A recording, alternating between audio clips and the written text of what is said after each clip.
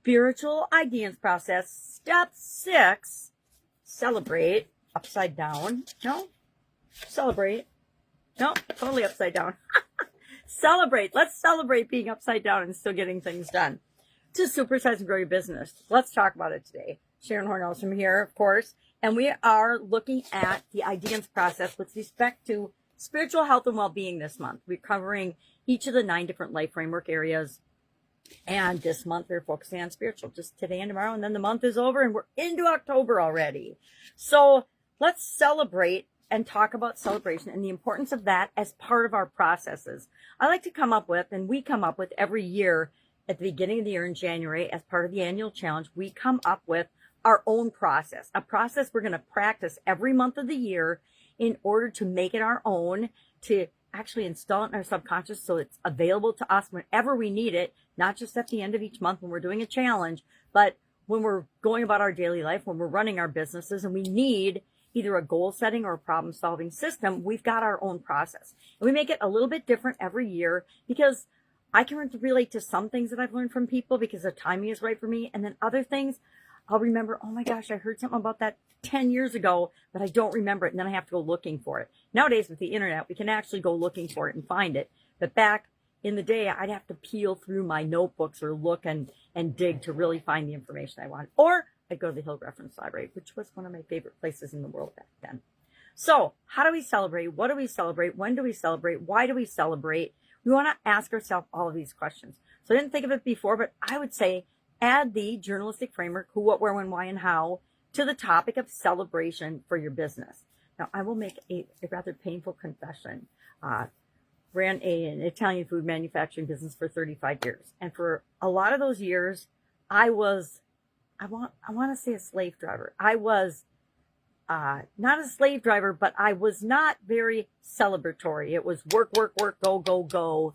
And it wasn't always fun. It definitely was stressful and not always fun for me, but it wasn't always fun for the people that were part of the organization with me either. Because I'd be stressed out and freaked out and frustrated all the time because things weren't going exactly how I thought they should be going. And looking back now, I'm like, man, we just should have celebrated more. And for a lot of years we celebrated, and then we stopped for a few years in the middle when I was freaked out and stressed out about all kinds of different things, and not just my business. That's what I think really shifted my gears in a negative way for a period of time. It wasn't just my business that was struggling. It actually started in another area and aspect of my life and then spread into other areas of my life, if that makes sense. And, sometimes it's like creep, right? Negative emotional creep goes from relationships or finances or physical health to other areas. And then they all interact each other. We talk about that every month, how all of the different areas and aspects of our life are connected, which is why we break it down and talk about all of them. Most people and I've had a couple of people say, well, why do you even talk about spirituality when dealing with business? Well, because it's an area that gives us a competitive advantage because we know ourselves better. And the better we know ourselves, the better human being we are, the better able we are to lead and grow and build and supersize our business. So today, what are we going to do? We're going to think about the who, what, where, when, why, and how of celebrating for our business. Remember, we don't have to just celebrate the wins that we have. And I think we should celebrate every win, big, small. Anytime we successfully do something, every time we get a new customer, we should be doing a little happy dance within at least our head, if not around our office. I know I do. But decide how and when and why and everything you're going to celebrate. Sometimes I will just walk out and go for a walk because I've done something, I've got something accomplished in the morning, and I'm like, okay, I'm going to take a little, 20-minute walk to celebrate that and to just enjoy nature, enjoy the fact that I've gotten a certain segment or a thing that I wanted to get done. But set yourself up for success. So often we set ourselves up for failure by beating ourselves up because we haven't done things. But let's flip the switch on that and make it that we celebrate the things that we do, that we do accomplish.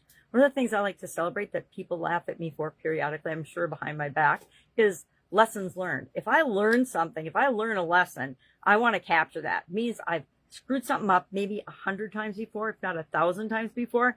And I finally had the epiphany that, oh my gosh, I am creating that in my life. I can stop that.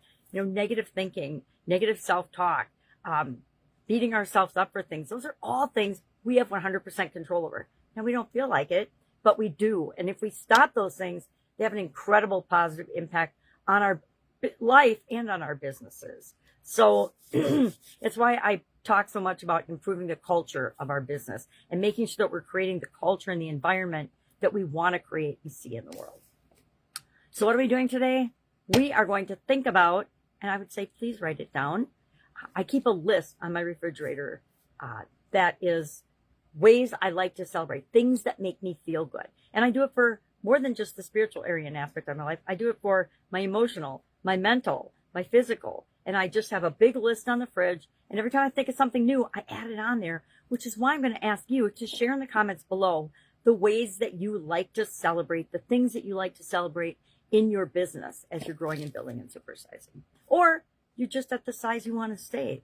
That, guess what? Even if we're at the size business we want to stay at, we still have to be continually improving and growing and paying attention to things because the world around us is changing all the time, right? All right. Any questions about this? Please ask.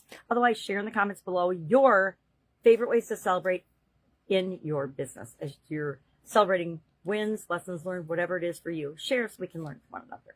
All right. Have an awesome day. And I'll, of course, be with you tomorrow.